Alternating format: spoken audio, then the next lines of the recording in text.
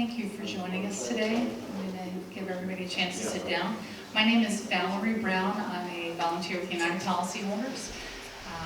I've been doing disaster stuff since 2007 when my community in San Diego, my neighborhood, we lost 180 homes. My community, about 350, and then I ended up serving for the next 3 years, providing long-term recovery support to about 700 households in San Diego County over those 3 years. So I haven't been through it, but I've walked alongside with many friends and people that later became friends. And it's just thank you for coming out today. I know it's a lot in a busy time of the year when you have a lot of other things going on. So I want to thank you for coming. Our topic today is deadlines and decisions at the 1-year anniversary, and then healing and dealing. We're going to break this into 2 parts. So I'll be covering a little bit of the intro. I'll pass it over to our guest speaker. And then when we get to the end of the section on deadlines and decisions, we'll break so he can have some Q&A with you, and then we'll continue the last part of the presentation. So about United Policyholders, we're a nonprofit organization. We serve all 50 states. I've been here 28 years, sorry. I've been doing this a while and I keep forgetting the numbers. Our tagline, not for profit, not for sale. We're funded by donations and grants to do what we do. We are here to be a resource for you. We work with experts and professionals across the country to provide good quality information to help you go through this process. And so fine print, we don't sell insurance. We don't accept money from insurance companies. We don't sell anything. We get grants and we give you what we're going to give you. And then, as I said, try to provide resources to you. I'm not an attorney. I don't play one on TV. We don't give legal advice. That's when we bring in experts, such as one of our presenter today, to be able to provide that legal expertise. But we do provide you, the best information that we can. We don't endorse or warrant any of the speakers that we have. They are professionals that are volunteering their time to help you, and we're very appreciative of that, but we don't warrant you the work. Again, I'm not an attorney. I can't judge somebody on the work they do. And so, as myself, I'm the coordinator for this event. Eric Feingold with Myers, Witters, Gibson, Jones, and Feingold is our presenter today. Masood Khan was our presenter for the workshop. We did the same workshop in Malibu this morning. And so these are the professionals that we have helping today. And then this Roadmap to Recovery is a workshop series we do come in communities to support people after the disaster. At the 1-year mark, we do a survey with the idea being to identify what trends you are seeing as far as your insurance claims go, what type of help that we can help you get by providing the information. So we ask the survey, we ask everyone in the room if you would please take the survey, share it with your friends, neighbors, anybody who's been impacted by the fire so we can see what type of assistance is needed. So I'm going to give you a very concrete example of how we help with what you do by doing these surveys. So in 2007, 1,500 homes lost in San Diego County. So in 2003, we had our first 100-year fire, right? 4 years later, we had our second 100-year fire. Due to the work that United Policyholders did with the first group of the 2003 survivors, in the state of California, the legislature was able to pass the bill that allowed people to buy a replacement home. And that took effect just in time for our fire. Now, it seems like it's new news now because the legislature had to re-clarify that legislation to make it more clear what you're allowed to do with a replacement home. And then, so that bill was resubmitted, I guess, basically. And so, and as those of you who are buying a replacement home are finding, even then with the re-clarification by the legislature, it's still not clear. The insurance companies are still not acting sure of what their steps should be. And so, but that's the information from the surveys that we take. We're able to gather that aggregate data for people, take it to legislatures who are friendly to us on our work on behalf of consumers to be able to make change that will benefit people in the future. Sorry, wrong area. And so to hit on our topic, so policy deadlines, of course, are going to vary company by company by the policy forms that you have. Some are extended by the operation of law in the state of California, specifically under 2051.5. All could be extended by the insurance company voluntarily. Some will not be extended. For whatever reason, they will not extend. And so you have to clarify with your adjuster and your insurance company as soon as possible what they will and won't do. And with this, I'm going to have Eric come up. I'm going to flip the slides briefly. Thank you, Valerie. Good afternoon, everyone. Thank you all for being here. I recognize some familiar faces from the last time I presented to this group. Thank you all for coming back. For those of you who don't know me, I'm a lawyer in Ventura. I am an insurance lawyer primarily. I do other stuff, but I found that as a result of what happened to me, and you'll see the slides in a second here, I've been kind of thrust back into the insurance litigation field, so I'm doing a lot more of the stuff that I thought I was going to do. So before I get into the technical stuff, let me give you some context about who I am. In addition to being a lawyer who practices in this field, I have been in all of your places. I am now done with this process for the most part. But let me show you some slides to give you some context for who I am and what I've been through myself and my family. Back in December of 2017, the Thomas fire affected the city of Ventura. It came through Ventura and it burned down 500 homes. Next slide. This is actually a shot in downtown Ventura of the fire up on the hillside. That is my house. That is my house on fire. One of my neighbors took that picture and shared it with me after the fact. I didn't know the house was on fire. I had evacuated a few hours beforehand, and the next morning, that picture was shared with me. So first thing I do after this happened was call State Farm. And after the air cleared the next day, well, there's me. This is me standing in the wreckage of my house, trying to find anything else that remained. And those of you who have gone through this know that there's not much that's left over. I mean, all we found was some poor stuff. And the day after that, there's me meeting with the State Farm agent. And that's me in the courtyard of my old house, going through my claim, figuring out what the claim is going to be about, and just kind of started the process. And you'll note that I have some paperwork in my lap, and he has the paperwork, and that yellow pad in my lap there, that was attached to me like a part of my body for this 2-year process. I mean, everything that they said, everything that I said, it's written down, everything's confirmed, all the emails, all the texts. Just the way you have to document this process to make sure it's a success. But I'm probably telling you guys all something you already know. But I just wanted you to take note of that in that picture. And then the day after that, that's my family. And after I got the process started, family came up there. I have a couple of daughters, that's my wife. And they were sitting through, and they didn't have very much success in finding anything else either. But that's a picture. But the process got started, we put the pedal to the metal, and we started rebuilding. We started planning, and we got a contractor immediately. And the process was a relatively quick process, and it was a successful one. Because within a few months of that, we had our foundation laid. And those of you familiar with Ventura, this is the Hops and Pikes part of Ventura, which is above Ventura High School. It's kind of downtown Ventura. And that's my foundation. That's 8 months after the fire. Lot was cleared, got all our clearances, got all our permits approved. There's my foundation. Next picture is framing. A couple months later, I have all frames. Next slide. December, this is almost a year ago. Got the house all put together. So I've got a roof room on my house. Got our decks. The next picture, getting there. This is earlier this year. And the next picture, we're done. We're moving back in. 21 months, start to finish, and that's where I live. House is done. Unfortunately, the good news is that we're moved back in. And the good news is that we were the first in our neighborhood, as you can see. My neighborhood is still devastated. I mean, not all the houses burned down, but most of the houses did, because they were behind me. But I'm the first one that's done. And so the good news is that we're the first one to be done. The bad news is that we're the first one to be done.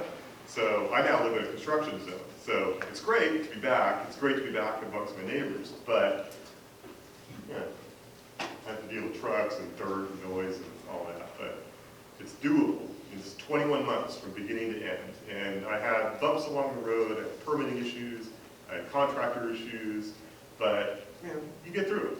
And I'm going to hopefully be able to provide you guys with some guidance about how to do that, because it's doable. And if you stick to your guns and you stand up for your rights, you'll be able to get through this process. And I'm living proof of it. So, those are my personal slides.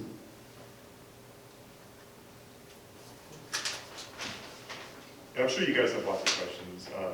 It'd probably be easier to hold your questions until I'm done with the presentation, because sometimes they get a little bit technical. Generally, Valerie touched on it before I got up.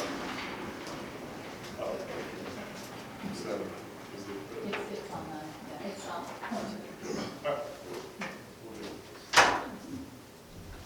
In 2017, when the fire swept through Ventura, the Thomas fire, the law was different than the law that was in effect on January 1st, 2018. January 1st, 2018, everything got extended as a matter of law to 36 months. Everything that affects me with my fire, with my loss, my rebuild, was 24 months. And so you guys, affected by the Woolsey fire, you have 36 months of additional living expense benefits. People in my fire, we're coming up on the 2-year deadline, and people are being told, that's it, no more extensions, they don't want to hear the excuses, so consider that an advantage that you have. A lot of the insurance companies are voluntarily extending benefits, you've been showing due diligence, but consider yourself lucky in that regard that it's, you're not being confronted with a 24-month deadline. And these are things that, in spite of your insurance policy saying you have 1 year of living expense benefits, or you have 1 year to complete your rebuild, when you have a natural disaster like this, they get extended as a matter of law to 36 months, and that's what the insurance code provides. There's other claim-related deadlines you should be aware of. Just because you have 36 months by law under the insurance code doesn't mean that you have 36 months to file a lawsuit against your agent or your broker if they did a bad job, or you have 36 months to file a lawsuit against a utility or a third party if they caused the fire. Those deadlines are generally 24 months from the date of the disaster. Most of the policies have this 1 year. They say that it takes, you need to submit your paperwork within 1 year. You need to do this paperwork within 1 year. Again, however, even in spite of the fact that the policy says that, it's extended. But if you have a letter from your insurance company that says, come hell or high water, we're not extending, and here's your deadline, you better get your paperwork in by the 1 year anniversary, take a look at that and make sure that you have a communication with your insurance company saying, hey, I got your robo letter that says I got 1 year. Just wanted to confirm with you that you're going to comply with California law and that I'm not going to be deprived of my benefits. It's worth an email, it's worth a phone call, it's worth a confirmation. At the very least, just something from you to them, and I'll show you a form here in a moment, saying that this deadline is going to be extended, and if I'm mistaken, please let me know immediately, so that at least it puts the onus on them to do something about it. Is personal property 1 year or 2 years? 2 years. Well, personal property is also 2 years. Right. Let's all do the questions all at the end, because I do have a lot of materials to cover. There are limitations for suing an insurance company, as I mentioned earlier, and it's generally 2 years for agent broker negligence or passive negligence. Before the 8th of November, before your 1 year deadline, reread the policy, reread the declaration. I invite you to pay careful attention to what the letters say. I mean, again, I touched on this earlier. The letters may say you have this deadline to do something, and you better get this in. Again, don't rely on what I'm telling you, what the law says. The law is the proper statement of the law, in my opinion, but if they give an insurance company, especially an out-of-state insurance company, imposing this 1 year deadline, it's worth a call. It's worth a letter, it's worth an email. Request the itemizations, request a claim summary. You're entitled to this. You are all entitled as a matter of law to your entire claims file. There is a particular statute that you cite, and all you need to do is send it to the insurance company, and they must respond and provide you with a claims file. Be careful what you ask for, though, because when you get this, you're going to get a big packet in the mail with every itemization, every back and forth between their estimating, what your agent sends you, and all the communications. But if there's any doubt in your mind that you're not getting everything that you think is part of your claim, ask for it, and you'll get it. And if you don't get it, you write a complaint to the Department of Insurance, and they'll make your insurance company give it to you.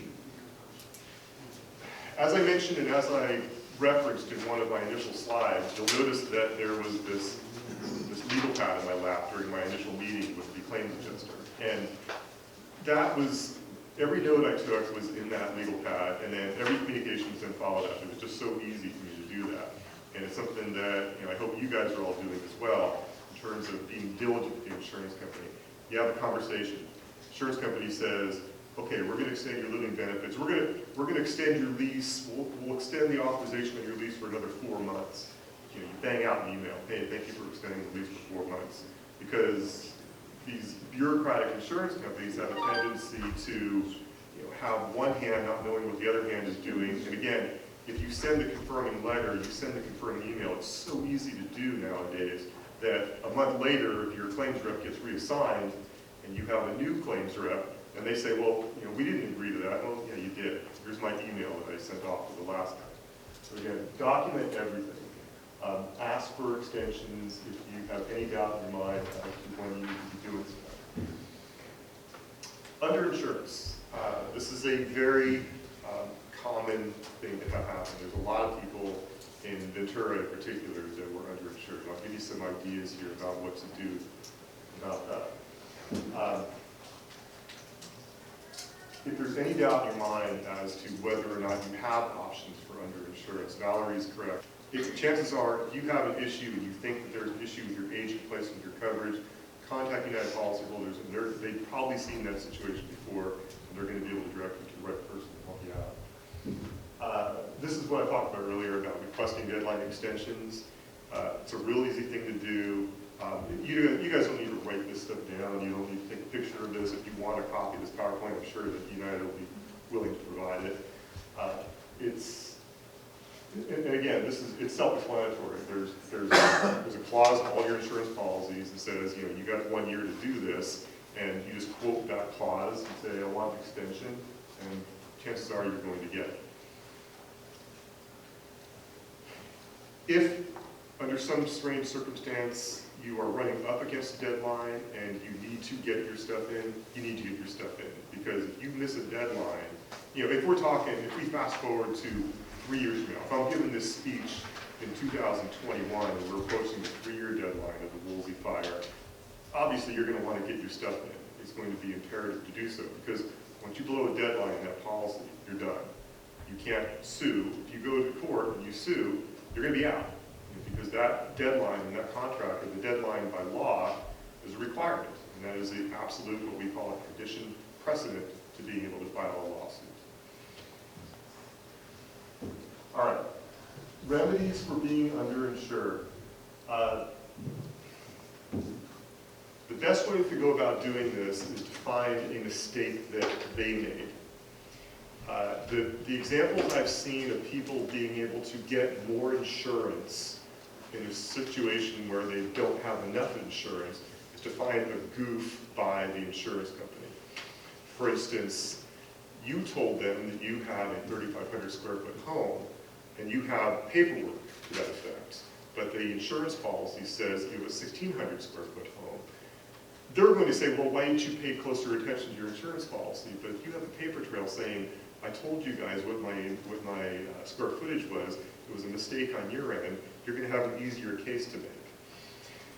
They sometimes have issues with setting the right reserve, setting the right policy limits, estimating the right square footage. Their knee-jerk reaction is going to place it back on you and say that you're at fault for doing that. But again, the best way to go about approaching this problem is to show that they have a problem with their underwriting.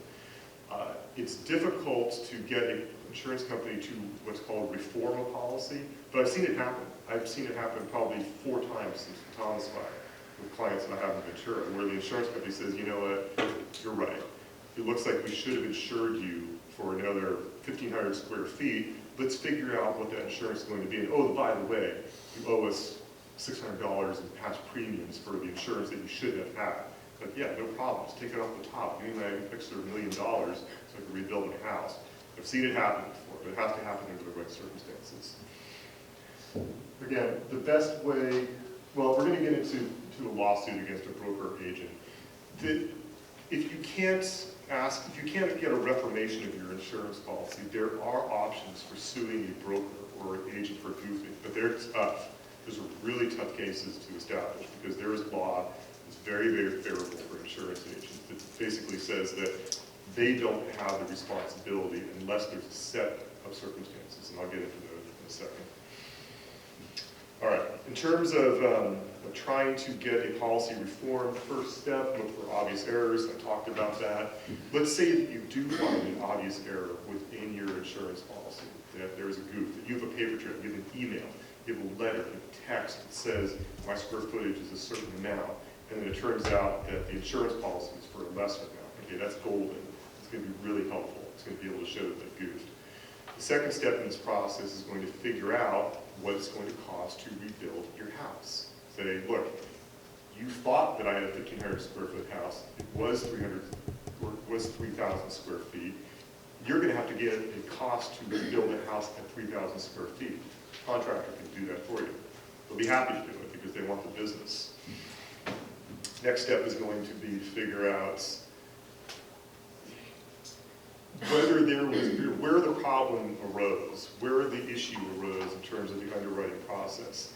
You need to go through and figure out, did you do a remodel? Did you refinance? Did something happen with your house before it burned down where you asked the insurance company to reassess what they were insuring? Do you have a paper trail about that? Again, I keep on emphasizing this paper trail concept because the he said, she said aspect of these claims is deadly. First of all, they will deny it. You say, well, I told the agent 6 times that we were remodeling and that we were going from 2,400 square feet to 3,000 square feet. They will deny it. I've seen once an agent say, you know what, he's right, he told me that, and I wrote it down, but I forgot to call the home office and tell them. I saw it happen once, it happened last year, and they reformed it, but more often than not, paper trail, paper trail, paper trail. Go back and do some investigation. Find out whether or not you asked for this request. What prompted it? Was it a remodel? Was it some sort of reassessment of your property? That's the sort of thing that usually prompts those changes to occur. If you find a problem, talk to your neighbors. Talk to other people. And find out if you have a problem with farmers, for instance. Find out, ask around. Does anybody else have a problem with farmers? Does anybody else have a problem being underinsured with farmers? Anybody else have an issue with that? Because sometimes you'll find there's a pattern. And usually those patterns are through the same agent. And those agents are usually the lazy ones. I'm lucky because my agent, before my house burned down, he was on it. He was always on me. And I really didn't appreciate it at the time. I thought it was kind of a pain. Every year he'd call me, hey, Eric, you need to come in, you need to review your policy, and did you do anything to your house? You do this, and he was good with that. But most agents aren't like that. And if you sense that there's a problem, and you think you may be able to get your policy reformed, look for patterns with the same insurance company. If you get some proof on this, and you get some leverage against the insurance company for a possible reformation, set it out. Make it clear to them. Don't send one of these block emails with the text like this and the huge paragraph. They're not going to understand it. I mean, I'm big into bullet points in my communications. Here's where my policy started. Here's what happened. I told you. Here's a copy of the email. Here's what you insured me. Yeah, I got the declarations page. I didn't pay closer attention to it. I wish I had, but oh well. You guys still knew. It's your job to insure me better. Emphasize that this is not through no fault of your own. If this happens, you just say, look, this was not my problem. I got this declarations page in the mail and I shuffled away and filed it, but it's your paperwork and you guys made the error. Emphasize that it's something that you didn't cause. Tell them what the exact amounts are that you're underinsured. You'll have that from your contractor, and provide them with the documentation.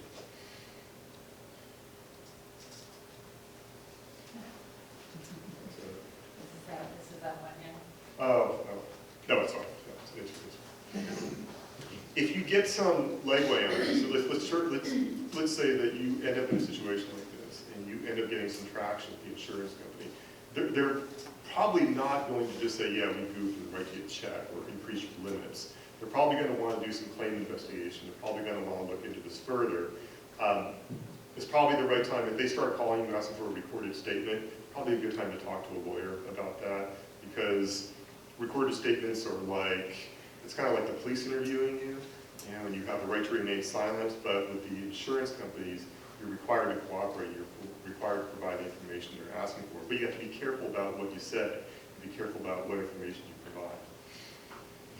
Again, this is something that if you get this far, and if you have the insurance company asking you for what's called an EUO, an examination under oath, call United Policyholders, they'll direct you to a lawyer, call an attorney that's familiar with this kind of stuff, because there are some landmines here as you go through it. Yeah, and so Eric's just going to flip through these slides. So this is an example of one from an insurance company about the questions that we're providing before the statement. So Eric, you hit the next two. So we're going to stop here on 26, and this is why it's important that you get professional help for these. So question 26. After your original purchase of the home, you received in the mail a copy of your policy, and you've reviewed that, right? The reality is, if you've ever signed up for online billing, it all goes into, those notices go into your account.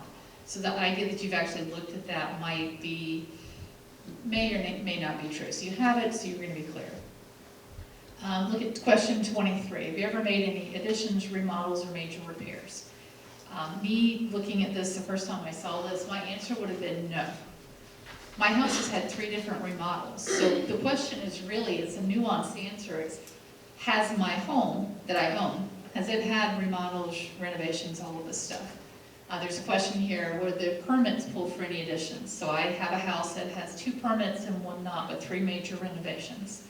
But the question to me, being someone who's not an attorney, not understanding the significance of this, my gut answer would have been no.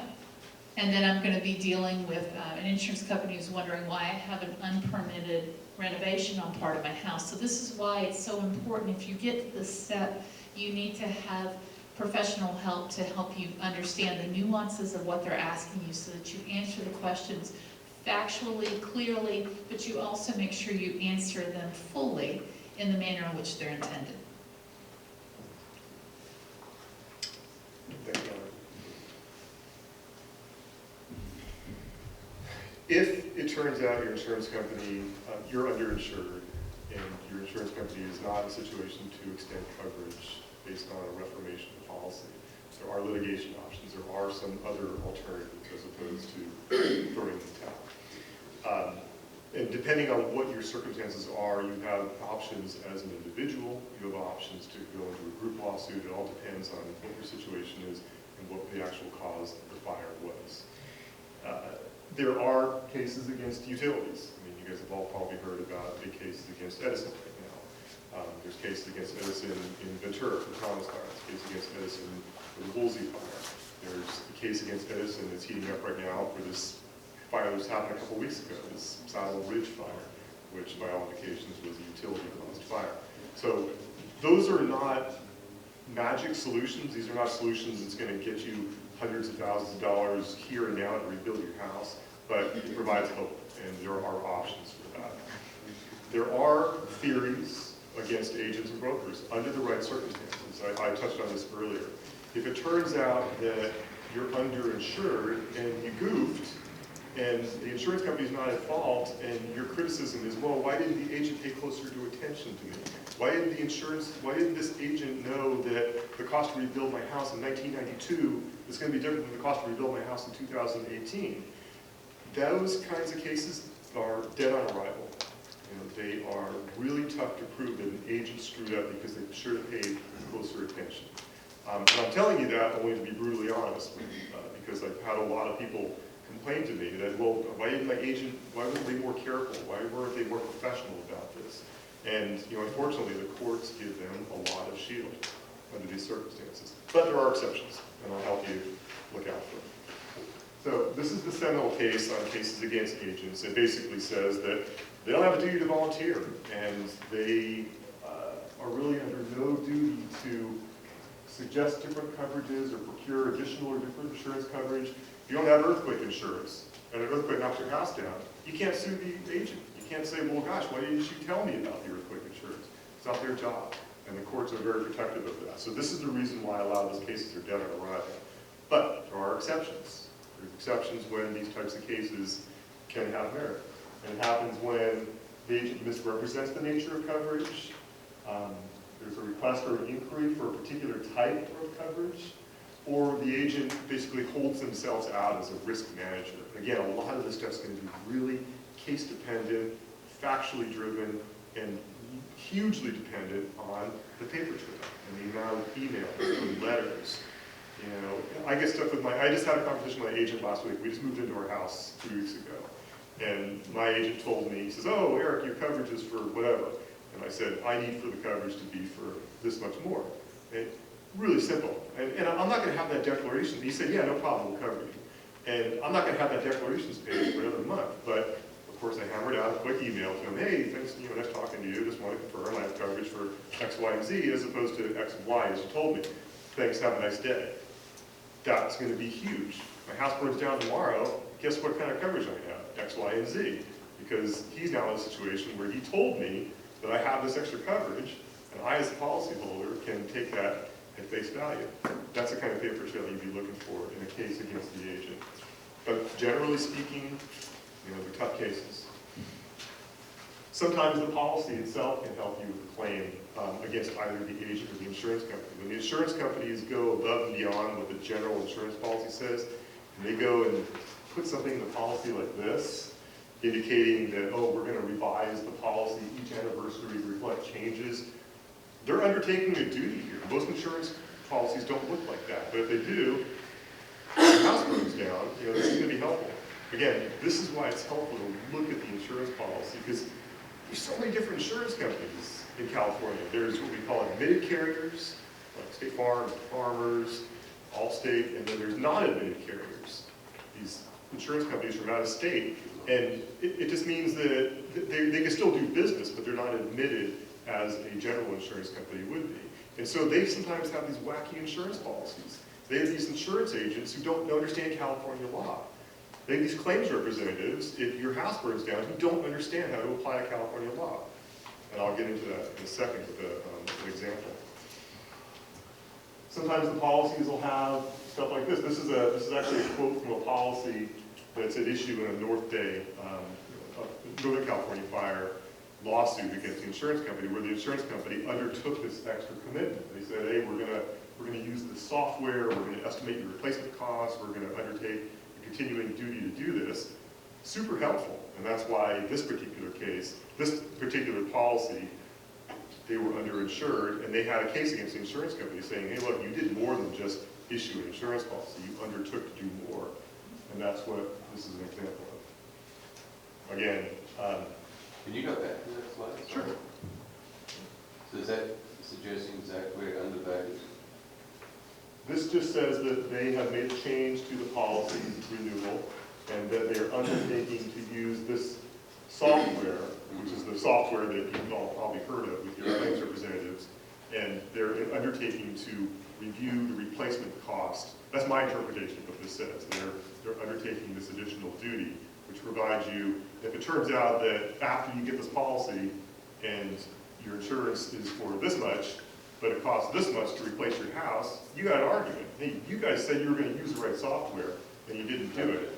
And that's an example of a very discrete circumstance where a case like this of you being underinsured would be actionable against the insurance company for them not doing a better job.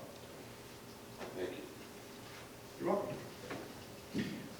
Again, paper trail, he said, she said, I get these calls very often. I told my agent that we, you know, put this addition over the garage, and, you know, they said that it was going to be covered. You know, real tough under the circumstances. In this day and age, with the emails and the texts, it's just too easy not to document this kind of stuff.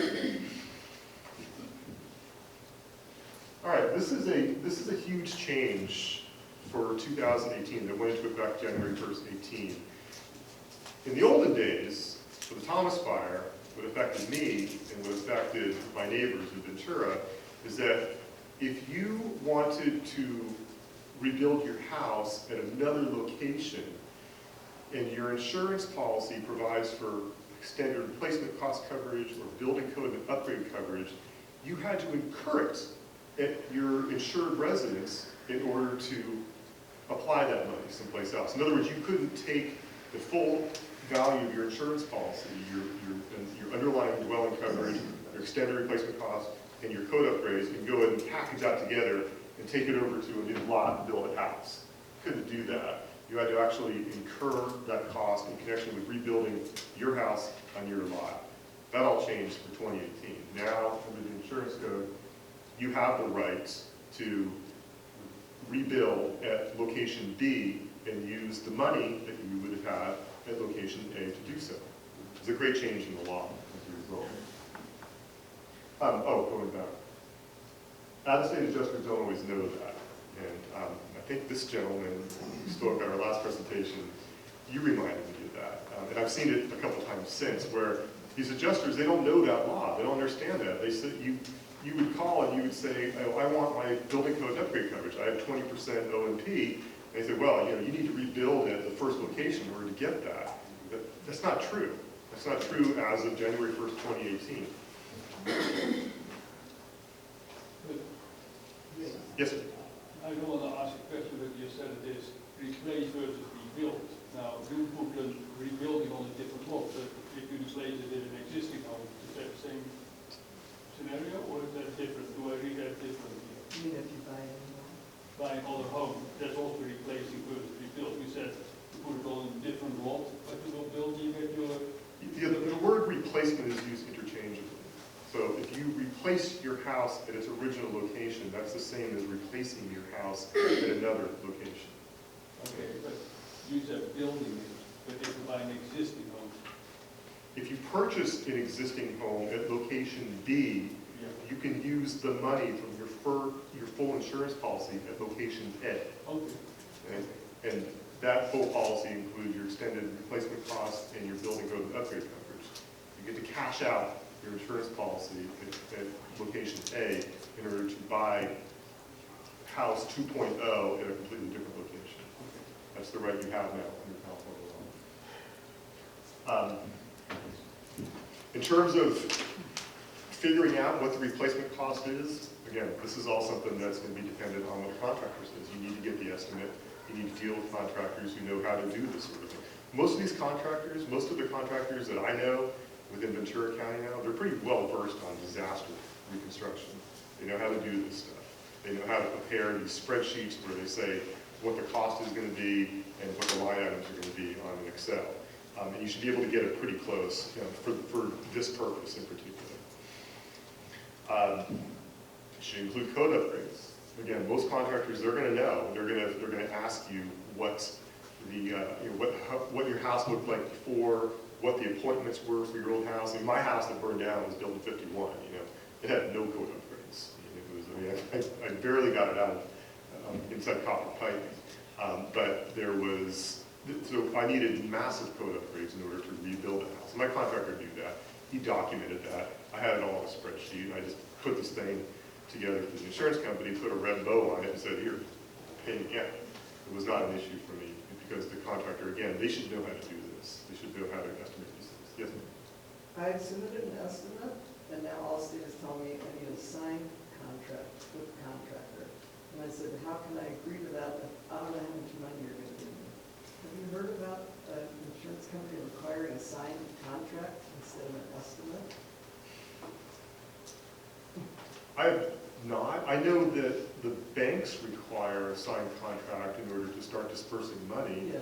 But in terms of the insurance company agreeing to pay you out, conditioned on there being a signed contract, I have not heard of that.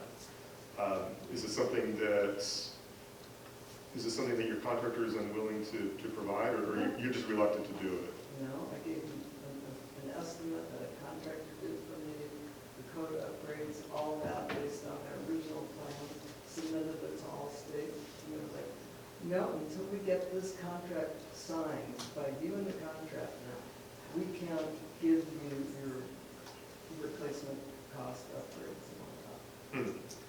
Yeah, And I said, well, that's kind of making me sign a contract that I don't know if they have the money to build a house. Yeah, it kind of sounds like putting the cart before the horse. Exactly.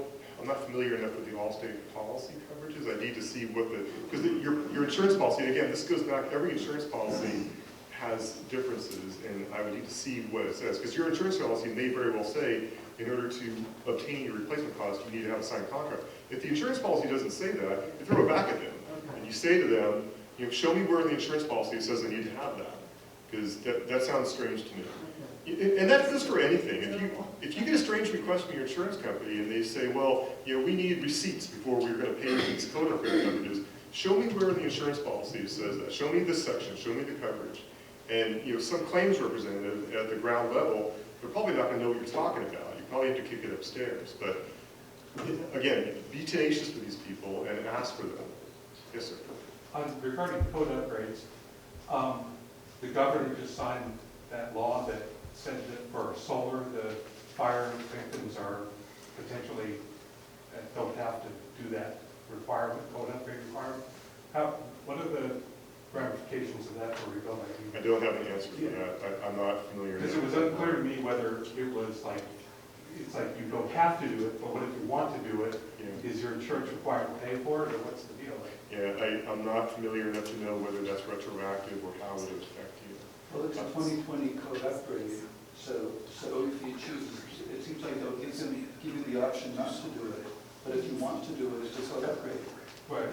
Yeah, I read the law, that it's like, it was kind of unclear to me whether it was just up to the homeowner to say, yeah, I want to do this, or whether you don't, whether I can force my insurance company to pay for it or not. But how do you submit, so you submit the code upgrades to the insurance company before you've done them? How do you? You submit an estimate. Your contractor should be able to provide you with an itemized estimate of every screw, nut, piece of drywall, and building material that goes into your house, and there should be a separate itemization for code upgrades. And call it for the code upgrades, and that's what we submit to the insurance? Correct. Okay, thank you. Correct. Again, the law under this is pretty clear, 2051.5, and this provides that the replacement cost of the property, the bottom part is the part that I'm looking at, payment of the building code upgrade cost, including any extended replacement cost coverage to the extent that those costs are otherwise covered by terms of policy or any policy endorsement. It provides that you're entitled to those things even if you don't rebuild the original location. And again, that's the change in the law to which I referred.